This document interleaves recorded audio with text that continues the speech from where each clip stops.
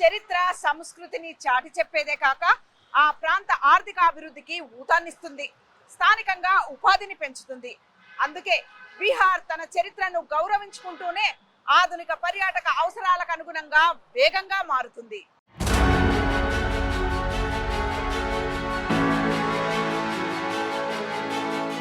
ప్రాచీన భారతదేశ చరిత్రలో ఓ సువర్ణాధ్యాయం బీహార్. ఒకప్పుడు మగధ సామ్రాజ్యానికి రాజధానిగా ఎంతో మంది రాజులను రాజ్యాలను చూసింది ఈ నేల. ఇది బౌద్ధ జ్ఞానోదయ ప్రాంతం, జీనుడి ప్రబోధల నిలయం. భారతదేశ చరిత్రను అర్థం చేసుకోవాలంటే మనం తప్పకుండా వచ్చి చూడాల్సిన నేల బీహార్. ఇది కేవలం ఒక రాష్ట్రం మాత్రమే కాదు, భారత నాగరికతకు మూలస్థానం.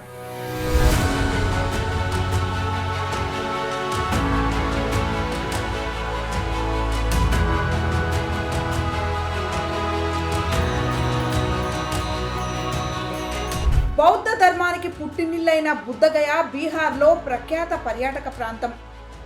ప్రపంచం నలుమూలల నుండి ఎంతో మంది బౌద్ధ భిక్షువులు ఇక్కడికి వస్తుంటారు. మహాబోధి ఆలయంతో పాటు బుద్ధుడితో ముడివడి ఉన్న రాజ్గిరి కొండల్లోని వేణువనం, గృధకూట పర్వతం, తొలి బౌద్ధ సంగీతి జరిగిన రాజగృహ, ప్రపంచ ప్రఖ్యాత ప్రాచీన విద్యా కేంద్రం నలంద లాంటి ప్రాంతాలను సందర్శించి వెళ్తుంటారు.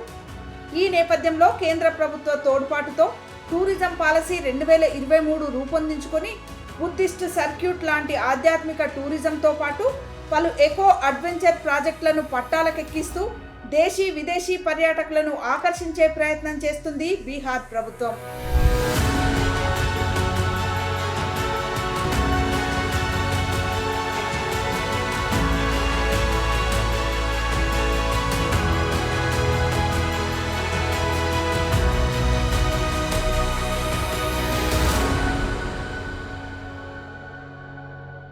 మగధ, మౌర్య, గుప్తుల లాంటి ఎంతో మంది శక్తివంతమైన రాజులు ఏలిన ప్రాంతం ఈ బీహార్. ఆ చరిత్రను నిక్షిప్తం చేసుకుంది బీహార్ మ్యూజియం. ఈ బీహార్ మ్యూజియం విశేషాలేంటో తెలుసుకుందాం. చరిత్రను ఆధునిక సాంకేతికతతో ప్రజలకు చేరవేసే వేదిక పాట్నాలోని ఈ బీహార్ మ్యూజియం. ఆధునిక పర్యావరణ అనుకూలమైన నిర్మాణ శైలితో దీన్ని నిర్మించారు. ఈ అత్యాధునిక మ్యూజియం గోడల మధ్య వేల ఏళ్ల భారత చరిత్ర నిశ్శబ్దంగా మనతో మాట్లాడుతుంది.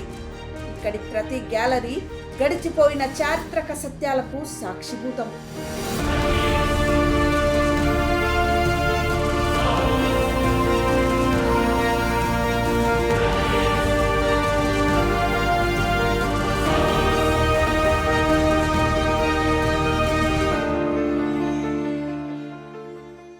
Bihar Museum showcases history, culture and art of Bihar. Not only Bihar, because when Patliputra was capital of India, India was bigger than what it is today. So in a way it also tells the history of India. So government decided to create infrastructure where we can showcase our art, culture, heritage. And when we started making this museum, we realized that such a infrastructural gap is all over India. In fact, nowhere we have been able to create really world-class infrastructure where you can get exhibitions from anywhere, because that requires modern lighting, air conditioning, curation, security, those type of things. So Bihar Museum was done with that in the background, that in the mind, and we wanted to create a world-class infrastructure. And now whatever collection we had in our old Patna Museum, that was that came during British period. So from that collection, which is a huge collection we had, so government decided to bifurcate into two museums. So from civilization to 1750, artifacts came to Bihar Museum, and the rest artifacts are in Patna Museum. So when we started making Bihar Museum, then we went for the best museum planner, Lord Cultural Resources. We selected Maki from Japan as our architect, and we got fabricators from Singapore. We were very clear in our mind, if we will do it, we will do the best. So whatever was available in the market, the best ones, that only were selected, because we wanted to make a template for our country, the best museum infrastructure in our country. So it took around 4 years to complete this new Bihar Museum. And now government has decided to connect Bihar Museum and Patna Museum through an art tunnel. So we believe that Bihar Museum is developing more like a culture center, because for your building and artifacts people will come once or twice. But if you keep on doing activities for different stakeholders, women, children with disabilities, if you do lot many activities, and our definition of art culture is little broad. We do activities related to cinema, music, drama, contemporary art, modern art, ancient, and all that, so you do lot many activities, so people come for those activities.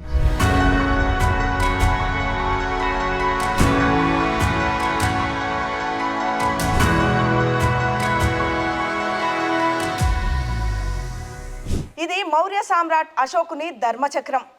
నీతి, న్యాయం, ధర్మానికి చిహ్నం ఈ అశోక చక్రం.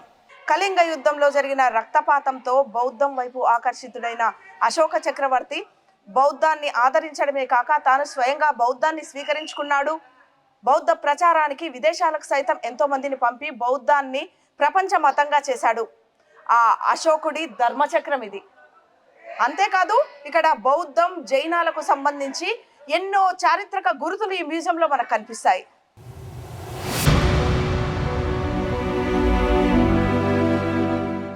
బౌద్ధంతో ప్రభావితుడై అశోక ధర్మంతో అహింసా సిద్ధాంతాన్ని ప్రపంచానికి వ్యాప్తి చేసిన అశోకుని శిలాశాసనాలు, ప్రతిరూపాలు, తదనంతర కాలంలోని రాజవంశాల పాలనా కాలం నాటి చారిత్రక అవశేషాలు, పురాతన కళాఖండాలు ఇక్కడ ఎన్నో కనిపిస్తాయి. బీహార్లోని వైశాలి, రాజగిరి, నలంద వంటి ప్రాంతాలు ప్రాచీన కాలం నుండి బౌద్ధం మరియు జైనానికి కేంద్రాలుగా ఉండడంతో ఆనాటి అద్భుతమైన గాంధార, మధుర శిల్పకళకు సంబంధించిన బౌద్ధ, జైన ఆనవాళ్లు ఎన్నో ఇక్కడ కొలువై ఉన్నాయి.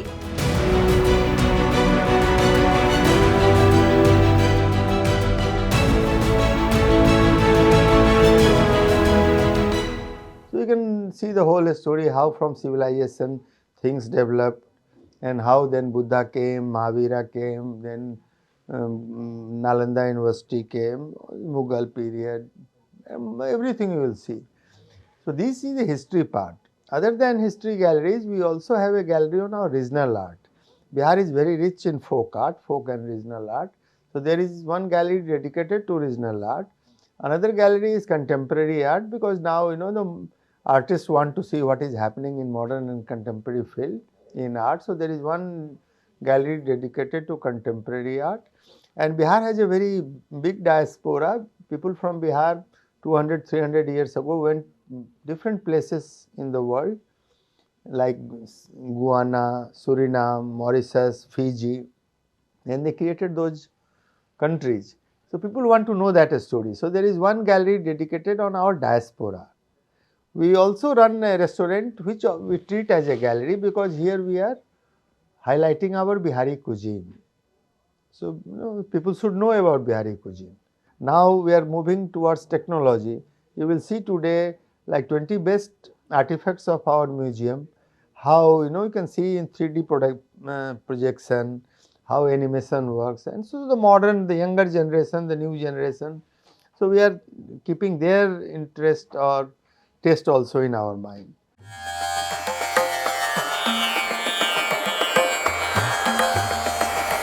ఇది 2300 ఏళ్ల క్రితం నాటి డీడార్గంజ్ యక్షి శిల్పం. ఇటువంటి ఇసుకరాతి శిల్పం ఇప్పటివరకు ప్రపంచంలో మరొకటి లేదంటే అతిశయోక్తి కాదు. ఇదే కాదు, ఈ మ్యూజియంలో గాంధార, మధుర శిల్పకళకు సంబంధించిన ఎన్నో విగ్రహాలు సైతం ఉన్నాయి.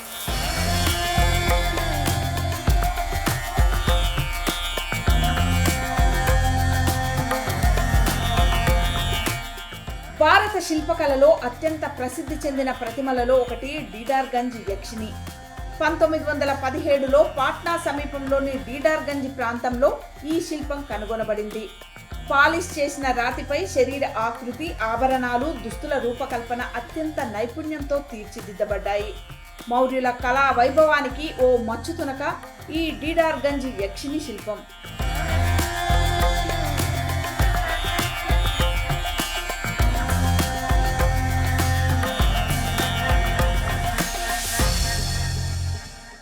ఈ ప్రాంతవాసులకు తమ మూలాలను గుర్తు చేయడమే కాక ఈ నేల గత వైభవాన్ని ప్రపంచానికి చాటి చెప్తుంది ఈ బీహార్ మ్యూజియం. ప్రాచీన భారత వారసత్వాన్ని ఆధునిక సాంకేతికతతో చూపిస్తున్న ఈ మ్యూజియం బీహార్ చరిత్రను ప్రత్యక్ష అనుభూతిగా మారుస్తుంది. ఇది కేవలం ఓ భవనం కాదు, మన ఘన చరిత్రను తరతరాలకు పరిచయం చేసే సజీవ సాక్ష్యం.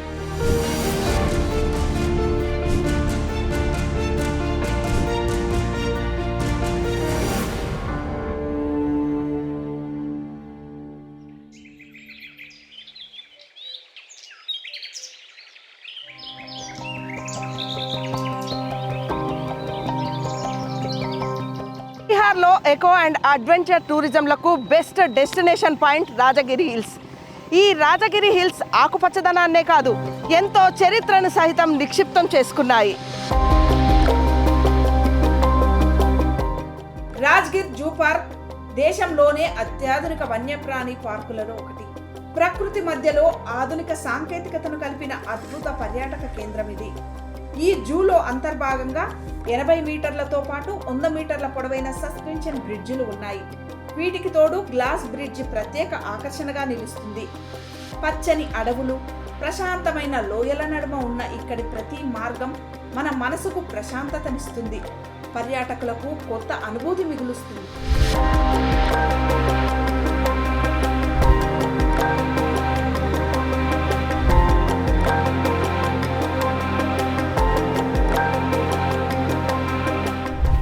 కొండల్లో ఓ నిర్మాణ అద్భుతం గ్లాస్ బ్రిడ్జ్. భూమి నుండి 250 ఫీట్ల ఎత్తులో నిర్మించిన ఈ గ్లాస్ బ్రిడ్జ్ 2 కొండల నడుమ లోయకు మనల్ని తీసుకెళ్తుంది. ఈ ట్రాన్స్పరెంట్ గ్లాస్ మీద నడుస్తూ ఈ లోయ అందాలను చూడడం ఒక మధురానుభూతిగా మనకు మిగిలిపోతుంది. రాజ్గిర్ అరణ్య ప్రాంతంలోని పర్వత శ్రేణుల మధ్య దేశంలోనే తొలిసారిగా ఈ గ్లాస్ బ్రిడ్జిని నిర్మించారు. ఇది పూర్తి పారదర్శకంగా ఉండే గ్లాస్ ఫ్లోర్ బ్రిడ్జ్. దీని మీద నిలబడితే చుట్టూ పచ్చని కొండలు, అడవి దృశ్యాలు కనిపిస్తాయి. గ్లాస్ కింద ఉన్న లోయ స్పష్టంగా కనిపిస్తుంది. ఈ గ్లాస్ ప్రత్యేకంగా అధిక బరువును తట్టుకునే విధంగా మల్టీ లేయర్ గ్లాస్ తో తయారు చేయబడింది. ఇది పర్వతాల మధ్య లోయపై నిర్మాణం కావడం వల్ల దీని మీద నడవడం పర్యాటకులకు కొత్త అనుభూతి మిగులుస్తుంది. సాహస పర్యాటకాన్ని ప్రోత్సహించేందుకు నిర్మించిన ఈ బ్రిడ్జి ప్రారంభం తర్వాత రాజ్గిర్ పర్యాటక రంగానికి కొత్త ఊపు వచ్చింది. ఇది బీహార్లో ఆధునిక పర్యాటక ఆకర్షణలలో ఒకటిగా గుర్తింపు పొందింది.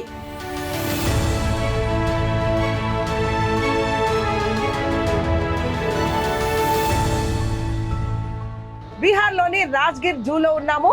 మనం ఇప్పుడు ఓపెన్ సఫారీకి వెళ్ళబోతున్నాము. ఈ ఓపెన్ సఫారీలో అడవిలో స్వేచ్ఛగా తిరిగే జంతువులని మనం ప్రత్యక్షంగా చూడొచ్చు. అడవి జీవులను సహజ వాతావరణంలో చూసే అరుదైన అవకాశం ఈ రాజ్గిర్ జూ సఫారీ. ఈ జూ సఫారీ కాసేపు మనని అడవి ప్రపంచంలోకి తీసుకెళ్తుంది. ఇక్కడ సింహాల గర్జనలు, జింకల పరుగులు, సేదదీరే పెద్ద పులులు, ఎలుగుబంట్లు, ఇలా ఎన్నో జంతువులను మనకు చూపిస్తుంది.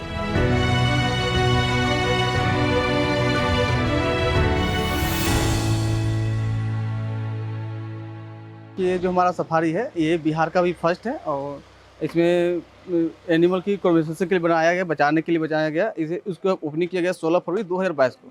दूसरा फैसिलिटी ये है कि ये इंडिया का ऐसा पहला सफारी है जो कि 2 पहाड़ों बीच बनाया गया. यहाँ का तो नेचर पहले ही से पता देख ही रहे हैं आप. ये जो आपको राइट साइड है वो वैभवगिरी पर्वत है और इधर जो है सोनगिरी है. ये 2 पर्वत के बीच में बनाया गया इसे.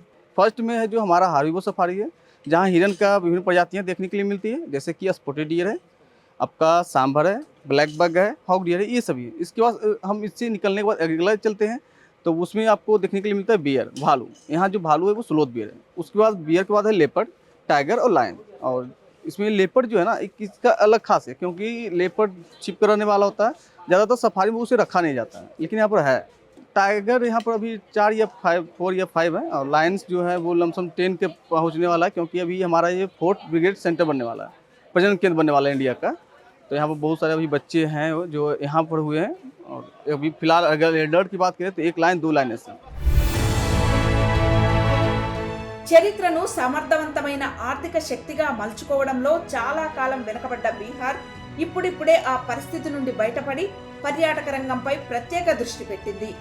ఈ దిశలో ఎదురయ్యే సవాళ్లను అధిగమిస్తూ తమ ప్రాంత చరిత్రను బ్రాండ్గా, తమ సంస్కృతిని గర్వంగా చాటి చెప్తూ భారత పర్యాటక మ్యాప్లో కీలకంగా మారాలని వేగంగా అడుగులు వేస్తుంది బీహార్.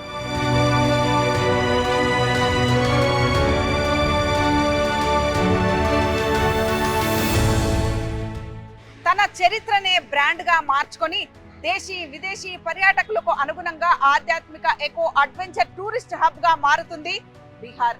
కెమెరామెన్ సతీష్తో రమా, బిగ్ టీవీ, రాజ్గిర్, బీహార్ నుండి.